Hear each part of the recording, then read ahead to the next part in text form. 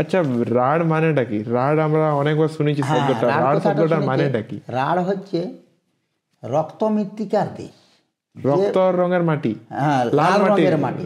রবীন্দ্রনাথ ঠাকুরের ছেলে না, গ্রাম ছাড়া ওই রাঙা মাটির পথ আমার মন ভুলায় রে, ওই রাঙা মাটি। আর আমাদের পুরুলিয়া জেলার প্রত্যেকটা জায়গায় ওই রাঙা মাটিটি আছে। আর সত্যি কথা বলতে ওটাকে বলে ল্যাটেরাইট সল, মানে লোহা লোহা গুঁড়া মিশা আছে প্রচণ্ড। সেই জন্য আমাদের ইট টিট পড়ালো, ইটগুলা খুব টকটকে লাল লাল হয়। ল্যাটেরাইট সল, যেটা রক্ত মৃত্তিকার দেশ, সেই জন্যে রেডি থেকেই রাঢ় কথাটা এসেছে, রক্ত মৃত্তিকার দেশ। রক্ত মৃত্তিকা আমাদের পুরুলিয়া জেলার সব জায়গায়, আমার বীরভূম পর্যন্ত আছে। রবীন্দ্রনাথ ঠাকুরও মুগ্ধ হয়ে গানটা রচনা করেছিল, গ্রাম ছাড়া ওই রাঙামাটির পথ ও আমার মন ভুলায় রে। আচ্ছা, এই স্পিরিচুয়ালিটির দিক থেকে যখন যাচ্ছি, মানে এটা কিরকম অনুভূতি হয়? মানে সিদ্ধি লাভ যারা করে তাদের শরীরে মানে এনার্জি ফ্লোটা কেমন হয়? দেখো, এটা তো ভাষায় ব্যক্ত করা যাবে নাই, আর ভাষায় ব্যক্ত করা যাবে না। মানে যেমন একটা বলি উদাহরণ, আগুনে হাত দিলে হাতটা পুড়ে যাবে, কিন্তু এই যে তাপ, আগুনের তাপদাহিকাটা কেমন, এটা কিন্তু ব্যক্ত করতে পারা যাবে না। আমি তুমি কেউ বলতে পারবে না যে আগুনের তাপটা কেমন লাগলো হে, কিন্তু আগুনটা যখন হাত দিয়ে যার যে পুড়ে সেই বুঝে কি এই তাপদাহিকাটা যে কেমন। সেই জন্যে যারা সাধক হয়, সিদ্ধিলাভ করে, তারাই দেহের ভিতরে ওই তরঙ্গটা বুঝতে পারে। আমাদের আজ থেকে 5000 বছর আগে মহাপ্রভু চৈতন্য মহাপ্রভু এসেছিলেন এই নবদ্বীপে। তিনি একজন বড় সাধক ছিলেন, কিন্তু তখনকার মানুষের এত মানুষ জড় বস্তু, ওয়াকে মানুষগুলাকে তরঙ্গায়িত করা যেত নাই, এবং তখন জাতপাতের বেড়া জাল ছিল খুব বেশি সেই সময়। এখন তো সেই জিনিসটা নাই, এখন অনেকটা নাই, এবং তাও আছেও বলতে গেলে। তো চৈতন্য মহাপ্রভু সেই জন্যে ওর বন্ধু রঘুনাথ শিরোমণিকে বলেছিল যে, রঘুনাথ শিরোমণি, তুমি ভালো করে মিথিলা থেকে ন্যায় শাস্ত্রটা জানিয়ে আসো। তখন তো লেখালেখি দিত নাই, লেখালেখি ছিল নাই, শ্রুতি শুনে মনে রাখতে হতো, সেইটাকে শ্রুতি বলে। সেই শ্রুতি করে ও শুনিয়ে এসে ইয়াকে বলেছিল, চৈতন্য মহাপ্রভুকে বলছে, স্বয়ং শ্রীকৃষ্ণের তুমি এই নামটাই করো, আর বিশ্ব সংসারের যিনি সৃষ্টি করছে, যিনি সমস্ত বিশ্বকে হরণ করে রেখেছে, যেমন সূর্যের চারদিকে আমাদের বুধ শুক্র মঙ্গল বৃহস্পতি শনি ইউরেনাস নেপচুন প্লুটো গ্রহ নক্ষত্র নেহারিকা ইত্যাদি ঘুরছে, আমরা কেবল পৃথিবী গ্রহের বাসিন্দা। আমাদের পৃথিবীর চারদিকে চন্দ্র ইত্যাদি উপগ্রহগুলো ঘুরছে, আমরা পৃথিবীর বাসিন্দা।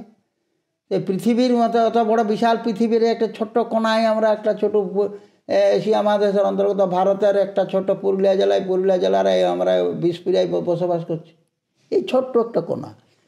এই যে বিশাল রহস্য, যে তার আকর্ষণ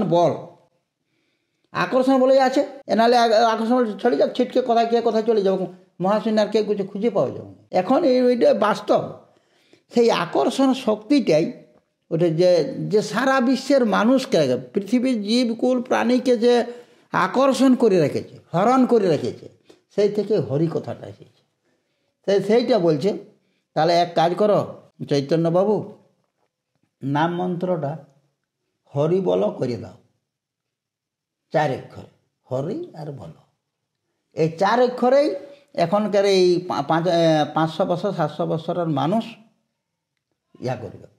এটাই ওই সাধারণ মানুষের জন্যে এটা হবে। আর যারা পারবে তারা অষ্টাঙ্গিক যোগ সাধনা করুক। অষ্টাঙ্গিক যোগ সাধনাটা আমাদের রাড়ের এইখানে বর্ধমান জেলার মন্তেশ্বর থানার পাতুন গ্রামে মহর্ষি পতঞ্জলি রচনা করেছিল। আজও পতঞ্জলি গ্রামটা আছে, এবং যে শিবটিয়া, ওইখানে মহর্ষি পতঞ্জলি অষ্টাঙ্গিক যোগ সাধনা করেছিল, এবং অষ্টাঙ্গিক যোগটা লিখেছিল, ওইটাকে রাজযোগ বলে। সেই রাজযোগটা কেবলমাত্র রামকৃষ্ণ ঠাকুর আগে জানতেন না। রামকৃষ্ণ ঠাকুরের গুরুদেবকে বলে দেখি। তোতাপুরি। তোতাপুরি একবার আসিছিল ওইখানে, ওই দক্ষিণেশ্বরে। তখন ও বাগানের মধ্যে বসে আছে, তখন বলছে জয় মা, কলে কালী দে মা, ডুব দে মা কালী বলে ইত্যাদি গান টান করছে। তখন আয় ইধর আয়, বলছে তুই ব্রহ্ম সাধনা জানিস? বলছে না তো প্রভু। বলছে বস গঙ্গায় স্নান করে আয়। আসিনি ওই গঙ্গা বলছে না আমি তো কালী কালী কালী কালী, ও কালীকেই দেখতে পাচ্ছি। তখন ঠাই করে ওর ত্রিশূলটা এক ঠেঙ্গা দিয়েছে রামকৃষ্ণ, মাথাটা ফাটান দিয়েছে। বলছে বোকা কথা, কালী তো এইটা, তাকেও সৃষ্টি করছে কে?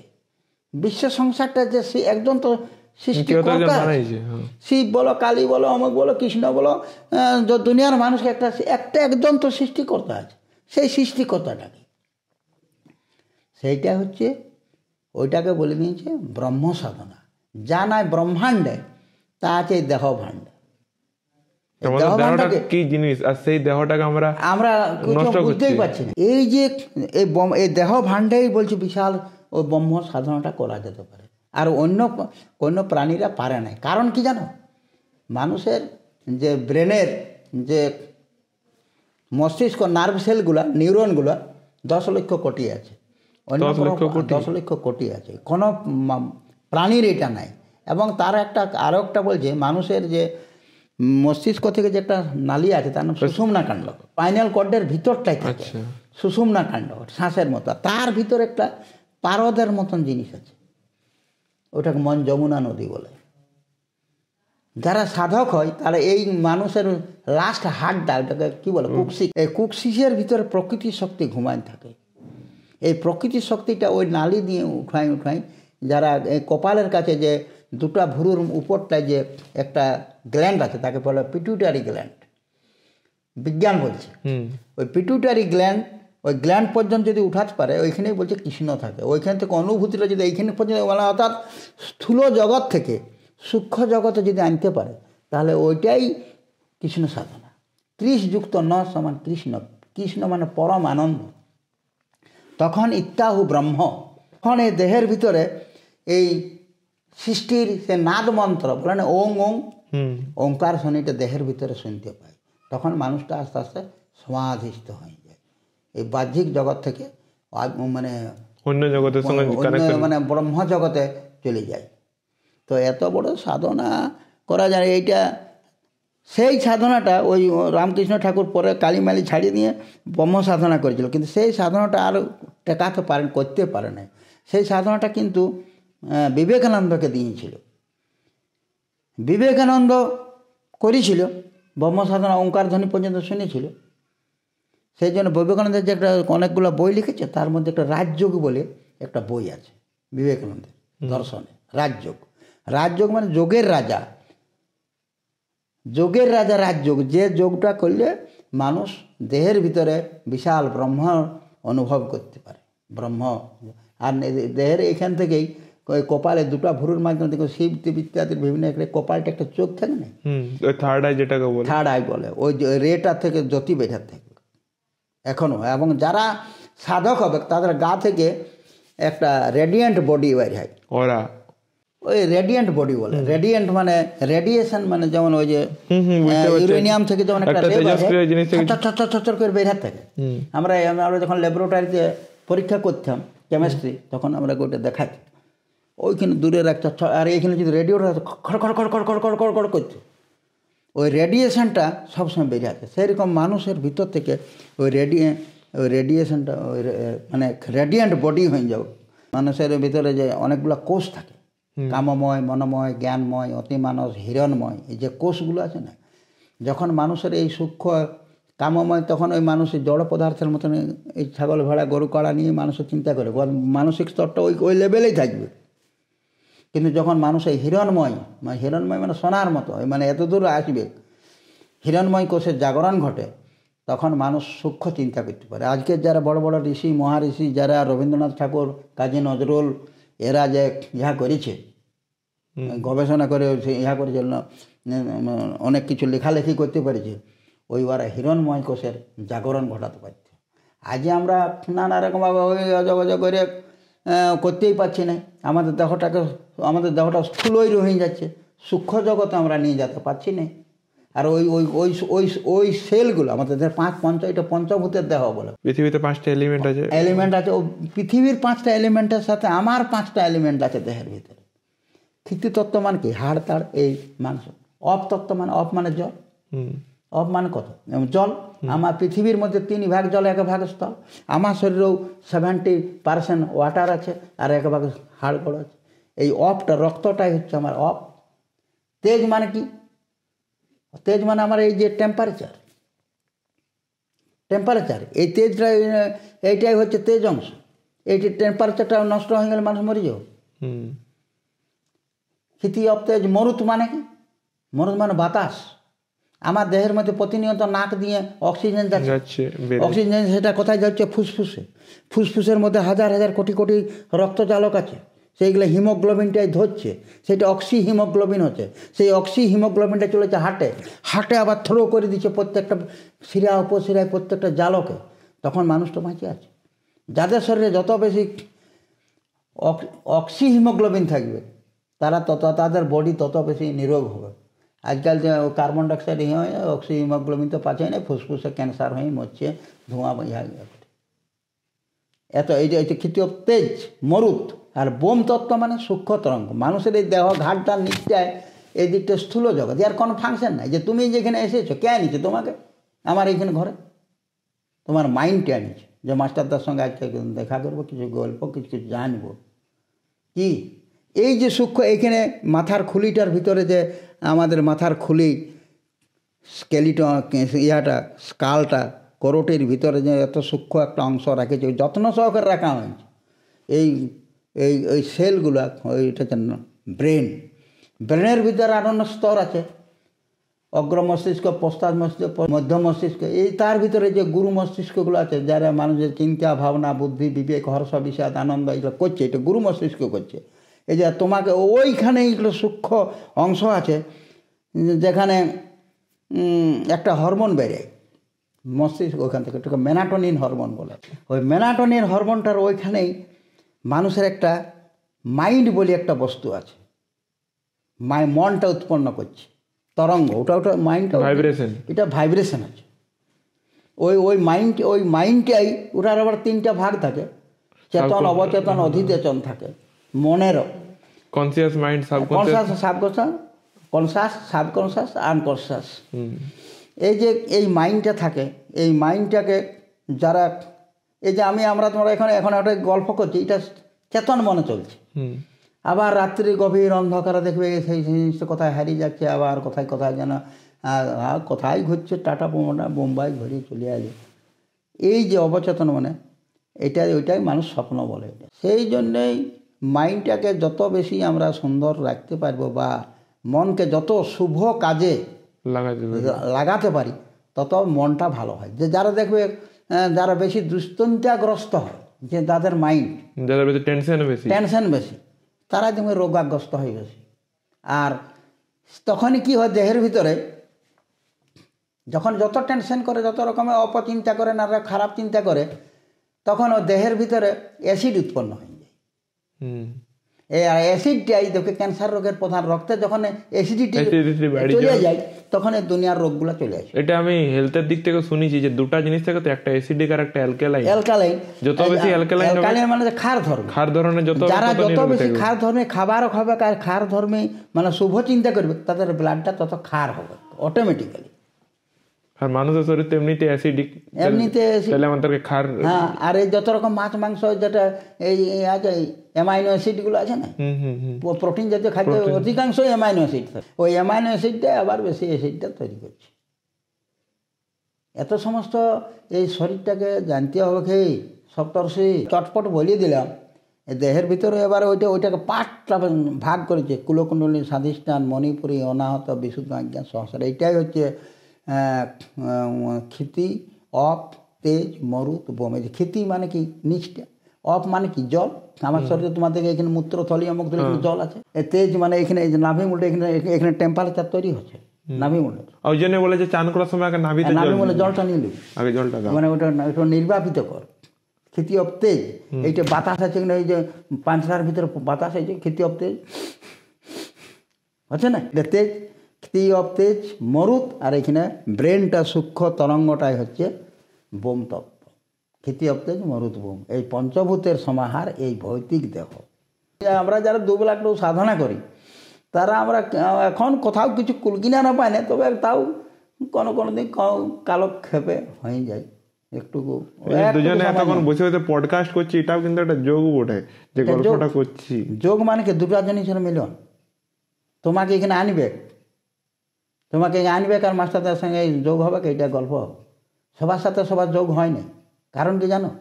যখন মেন্টাল স্পেয়ার মানসিক তরঙ্গটা এক লেভেল আছে, তার সঙ্গে তার বন্ধুত্ব হয়, অন্য লোকের সাথে হবে না, খাবে না কোথায়।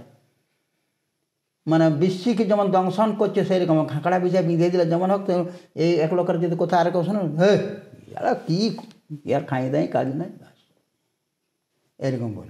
আর ও খাবে। এই যে আত্মায় যখন মিলন হয় তারাই আত্মীয় হয়। সবার সঙ্গে সবার খাবে না। বুঝতে পারিস? হে এত সমস্ত জানার আছে। তো বিবেকানন্দ দর্শনগুলো স্টাডি করবে, বা বিভিন্ন জায়গায় যে রাজযোগ পাওয়া যায়, ওটা যম, নিয়ম, আসন, প্রাণায়াম, ধ্যান, ধারণা, প্রত্যাহার, সমাধি, এই যে 8টা লেসেন আছে, এই 8টা লেসেনকে অষ্টাঙ্গিক যোগ সাধনা বলে। মানে যম নিয়ম মানে কি? এইগুলা শরীরটাকে তৈরি করতে হবে আগে। এই যেমন অনেকে যে প্রাণায়াম বলে, প্রাণ বায়ুর আরাম। আমাদের শরীরে 10 রকমের বাতাস থাকে, 10 বায়ু, প্রাণ, অপান, বান, উদান, সমান, নাগ, কুর্ম, কিরকর, দেবদত্ত, ধনঞ্জয়। এই 10টা বাতাস আমার দেহের ভিতরে আছে।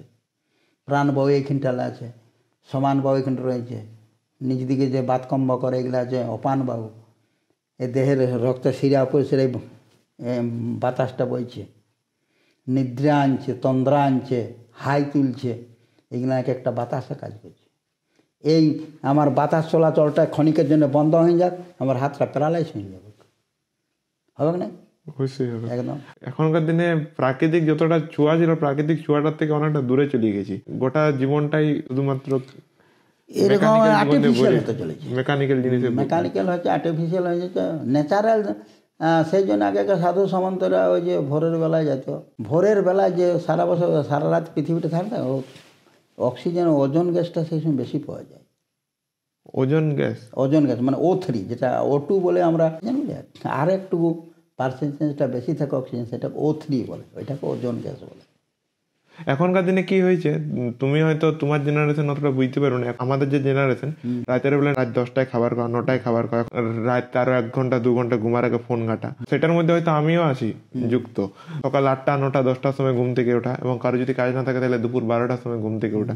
এই যে সকালের একটা পিরিয়ড, এই যে এইটা শরীরের যে একটা এনার্জি, মানে মানুষ বাদ দিয়ে কোনো জীব আমার মনে হয় না সূর্য ডুবার পুরা খাবার খাই বা রাত 9টা 10টার সময় খাবার খায়, তখন জায়গা থাকে। তো এই সকাল থেকে ঘুম থেকে ওঠার একটা জিনিসটাই সম্পূর্ণ নষ্ট হয়ে গেছে। আর আমি ওই আর কি যোগ সাধনার সাথে সাথে এই পুরুলিয়া জেলায় অমুক বহু সাধু সন্ন্যাসীদের আখড়ায় আমার ওইটাই কাজ ছিল।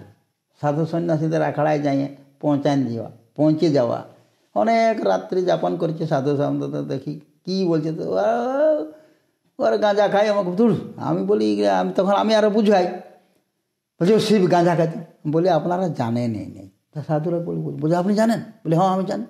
হ্যাঁ, এটা একটা আমি দেখেছি যে বলছি ওরা গাঁজা খায়। হ্যাঁ, বলি না, শিব সাধনা করে করে পিটুটারি গ্রন্থির থেকে রস ক্ষরণ করত। আচ্ছা, সেই রস ক্ষরণটা শিবকে ঢুলু ঢুলু ঢুলু ঢুলু ভাব আসে যাইত। সেইটা পরের ক্ষেত্রে লোক বলছে তাহলে ঢুলু ঢুলু ভাব, তাহলে শিব বোধহয় গাঁজা খাইছে। সেইটা এখন ওইটা আসল অরিজিনাল যে সায়েন্টিফিক যে জিনিসটা, সেটা না বুঝে এখন সবাই গাঁজা খাচ্ছে।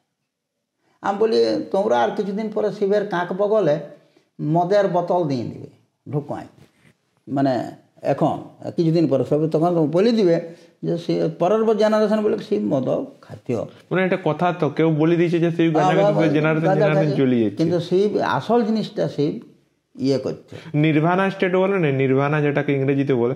অনেক লোক বলে যে ওই সিদ্ধি লাভ করে যে নির্বাণ লাভ, তো সেইটা নাকি সে একই ধরনের ফিলিং গাঁজা টাইনে হয়। সেই জন্য না ওগুলো হয় না।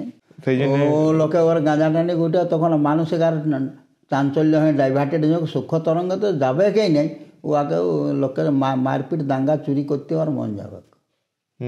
মানুষের যে 50টা বৃত্তি আছে, বৃত্তি, ওগুলো 50টা বৃত্তির জন্যেই মানুষগুলো পৃথিবীতে চলছে। 50 গুণিত 2 = 100। মানুষের 10টা দিক আছে, 100 গুণিত 10 = 1000। 1000টা বৃত্তিকে কন্ট্রোল করতে পারে ওই ব্রেনে, সেই জন্য ওর নাম সহস্রদল চক্র। এইখানে এই যে একটা ঘূর্ণি গাঢ়ার মতন আছে না, এইখানে একটা পদ্ম ফুলের মতন জিনিস আছে, এটাকে পিনিয়াল বডি বলে, সায়েন্স বলছে। ওই পিনিয়াল বডিটা থেকে ওই মেলাটোনিন হরমোনটা বেড়ে, ওই পিনিয়াল ওইটা থাকার জন্য কী হচ্ছে, সারা ওই মানুষটাকে কন্ট্রোল করতে পারছে। এবং 100টা বৃত্তি, যে লাজ, লজ্জা, ভয়, সংখ্যা, জুজুস্বা, নিদ্রা, তন্দ্রা, অলস্য, দীর্ঘসততা, ওং, হিরিং, কিরিং, ফট, বৈশট, পরা, অপরা, ধর্ম, অর্থ, কাম, মোক্ষ, অবজ্ঞা, প্রসন্নতা, দাম্ভিকতা, অহংকার, লোলুপতা, কপটতা, এই যে 50টা বৃত্তিকে কন্ট্রোল করছে। সেইটা যখন মহাভারতে করে দিল, তখন 50 গুণিত 2 = 100। তাই জন্য ওই যেটা ওই বৃত্তিগুলোকে তখন কৌরব পক্ষ করা হয়েছে গীতায়। আচ্ছা, কৌরবদের 100 ভাই, 100 ভাই, ওই 50 গুণিত 2, 50টা বৃত্তি, মানুষের লাজ, লজ্জা, বলে চর্য বৃত্তি বলেন, ওই বৃত্তিটাই 50 গুণিত 2 = 100টা। 100টা বৃত্তি দেখান দিয়েছে, সেই জন্য কৌরবরাকে 100টা ভাই করে দিয়েছে। আর ওই বৃত্তিগুলোকে কন্ট্রোল করার জন্য আমাদের চক্রগুলো নিয়েছে। এই যে thyroid, parathyroid, thymus, adrenal glands, এটা ওই যে যখন মহাভারতে যাবে গীতাতে, তখন এইটা হবে যুধিষ্ঠির। এখানে ভীমে যে পবন বাতাস আছে, ঠিক মেল খাই যাবে। এখানে যুধিষ্ঠির মানে এখানে কি, যুধিষ্ঠির কাকে বলে, যুদ্ধে স্থির থাকে যে। তার মানে এইখানে কি, এই দিকটা সূক্ষ্ম জগৎ, যেটা স্থূল জগৎ, এই দুটা জগতের মাঝখানে যে ব্যালেন্স আনছে, যুদ্ধে স্থির রাখছে দুটো ব্যালেন্সকে, নাম যুধিষ্ঠির। পবন পুত্র, এখানে বাতাস, পবন পুত্র ভীম। আর এই যে তেজ অংশ অর্জুন। তারপরে নকুল, মানে এর কোনো কুণ নাই, এখানে তোমার পুত্রথলি, অমুক থলিগুলো আছে এইখানে নামে মূলের নিচে, এই জন্য নকুল, যার কোনো কুণ নয়। আর সহদেব মানে দেবেন সহিত বর্তমান, মানে সমস্ত দেহের ভার বহন করছে কুলকুণ্ড, ওইখানে সেই হাড়টা। আমাদের 33টা হাড় আছে, ওগুলোকে ভাটিব্রা বলে। এইটা 33 ভুবন বলে। এই 33 ভুবনের রহস্য। আর এই 3টা নাড়ি আছে, ইড়িয়া, পিঙ্গলা, সুষুম্না। সেই জন্য ওইটা বলে, ওই যখন যাবে ওই আধ্যাত্ম, তখন বলে গঙ্গা, যমুনা, সরস্বতী নদী আমার দেহের ভিতরে বইছে। বুঝতে পারিস রে? এইটা দেখ, ওটা তুই ওটা পরে তোকে দেখাবো কেমনভাবে, মানে একদিনে এখন তো শুরু হলো, এটাতে সূচিপত্রের মতো, সূচিপত্র, এটা ডিটেল জিনিস। তোকে আমাকে কোনোদিন সময় করলে আসবি, সময় নিলে আমরা তো আসবই। পদ্মাসনে বসে কেমন একদিন সাধারণ একটা জিনিস দেখান দেবো। পদ্মাসনে বসে মাইন্ডটা যখন নিচের থেকে উপরে উঠে, তখন তো নিজেই বুঝতে পারবে যেন কোথায় যেন চলে যাচ্ছে। আর ওইটাকেই এই যে 3টা নাড়ি যখন মাঝে মাঝে ব্যান্ড করেছে বৈষ্ণব শাস্ত্রে, কুটিলিয়া, জুটিলিয়া, বিশাখা, বিন্ধ্যা, ওই সখীদের নামগুলো নেই, মানে ওগুলো কুঞ্জ বলে। যে কৃষ্ণ কৃষ্ণ যাওয়ার পথে বিভিন্ন কুঞ্জে দাঁড়ায়, যে রাধাকে যাতে দেয় নাই, রাধাকে ওখানে আটকান দিবে কর ওই নিচের শক্তিটা। সেই জন্য চৈতন্য তুলসীদাস তার গানে লিখেছে, পায়েলিয়া মেরে বাজে রে সখিয়া রনুকি ঝনুকি বাজে। রাধা ওখানে নুপুরের ধ্বনি দিয়ে নাচছে উঠবার জন্য। আর দ্বারে খেড়ি হয় বৈরি ননদিয়া, এই ননদিয়া ওই চক্রটা উঠতে দিবে না, একে এখানে ব্যান্ডটা চিপে রেখে দিবে, ননদিয়ারা উঠতে দেবে নাই রাধা। ওই যে কুটিলা, জুটিলা, বিশাখা বলে না, বিন্ধ্যা। আজও যারা বড় বড় সাধক হয়, যারা মাইন্ডটা কনভার্টেড হয়, শ্রীকৃষ্ণের অস্তিত্ব অনুভব করতে পারে। যেমন বিভিন্ন ভাগ আছে, সাক্ষ্য, দাস্য, বাৎসল্য, বিভিন্ন ভাবে পরম পুরুষকে পাওয়া যায়। যেমন কানাই, বলায়, শ্রীদাম, সুদাম, এরা সখারূপে পাইছিল, বন্ধুরূপে। শ্রীকৃষ্ণ পাইছিল সখারূপে, যশোদা পাইছে বাৎসল্য রূপে। এ তো সমস্ত ব্যাপার। শ্রীদাম, সুদাম যখন গরু চড়াচ্ছে, তখন একটা হয়তো কদম পাকা এক শ্রীকৃষ্ণ এক কামড় খাইছে, আর আরও ছাড়াই খাইয়ে দিচ্ছে। তার মানে তারা কত ভাগ্যবান যে পরম পুরুষ শিবে কৃষ্ণের এক খণ্ড খাবার ওরা নিজের খাইছে। যখন সুদামা গেল দ্বারকা, তখন ওকে কাঁটা ঢুকে গেছে, আর একটুকু 2-2টি চাল নিয়ে গেছিল না চিড়িয়া, সে কাঁদে কাঁদে যাতে যাতে চিড়িয়াগুলো ভিজে গেছিল। সেইটাই শ্রীকৃষ্ণ জানছে যে ভিজা চিড়িয়াটা এনেছে, আর সুদামা তোমার মানে লজ্জা পাচ্ছে যে এই চিড়িয়াগুলো ভগবান শ্রীকৃষ্ণকে খাওয়াবো। দেখি দেখি শ্রীকৃষ্ণ দেখে দেখে তোমার কাক বল খেয়েছে, তখন টুপ করে পড়ে গেছো আর চিড়িয়া ভিজাটা। এইটাই তুমি আমাকে দিচ্ছি না রে। তখন ওই ছাড়াই আর শ্রীকৃষ্ণ খাইয়ে দিল। আর দ্বারকা মানে কোথায়? গুজরাটের আরব সাগরের ধারে। আমার সৌভাগ্য হয়েছিল, আমি একবার গুজরাটেও গেছিলাম, ওই দ্বারকায়। শ্রীকৃষ্ণ বলে আমাকে দেখতেই হবে, সোমনাথের মন্দির আছে না, আর ওই কাজটাই এইদিকে একটু যাওয়া যায়। এখন সাগরের মাঝে চলে গেছে, কোনো সেই দ্বারকা আর নাই। আমরাকে দেখাচ্ছি যে ওই সাগরের তলে চলে গেছে। কৃত্রিমভাবে যায় এখানে শ্রীকৃষ্ণ রাজধানী আছে, শ্রীকৃষ্ণ এখানে বসত ইত্যাদিতে সোনার মজা করেছে। আমরা ওইটা দেখেই শান্ত হয়নি, কিন্তু আমরা যারা ইতিহাসের ছাত্র বিভিন্ন আমরা দেখেছি যে সাগরের তলেই ছিল। তাই যাক দ্বারকাগুলো ঘোরা হয়েছে, ওইটাই আমাদের ওইটা একটা আলাদা হয় যে হ্যাঁ শ্রীকৃষ্ণের ইহা করে ঘুরিয়া, ওটা একটা আলাদা ভিডিও নিতে হবে। আজকে বহুতক্ষণ আমরা কথাবার্তা বললি, তাহলে ভিডিওটা এখানে শেষ করছি। দেখা হবে নতুন ভিডিও। নমস্কার।